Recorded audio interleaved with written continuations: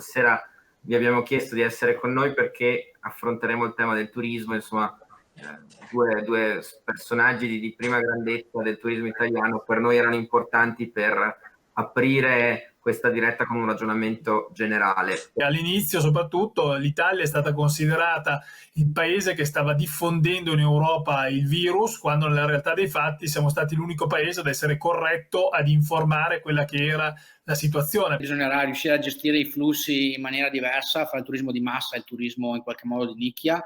Io penso che comunque bisogna lavorare da distante. Se è vero che turisti stranieri non li avremo per i prossimi 6, 9, 12 mesi, vedremo, bisogna comunque lavorare da distante e riuscire a mettere in piedi un'attività di promozione digitale, perché tanto ormai il mondo delle fiere vedo poco futuro. C'è un movimento che è ripartito, questo per cui sulla prospettiva io non ho dubbi, ritorneremo a fare vacanze, ritorneremo a fare viaggi. Quest'anno non creeremo reddito, noi abbiamo azzerato il fatturato quest'anno, c'è poco da fare.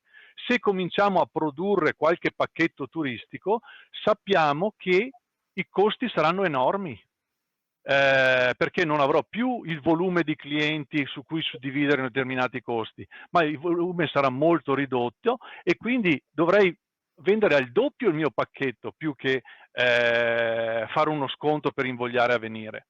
In questo messaggio di speranza, cioè alcune attività stanno ripartendo, il vero punto è: ma in Italia cosa succede?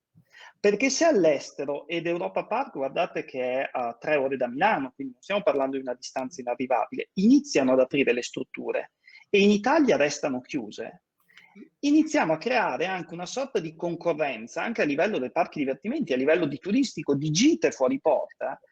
Mi viene da usare il termine che forse è improprio ma sleale,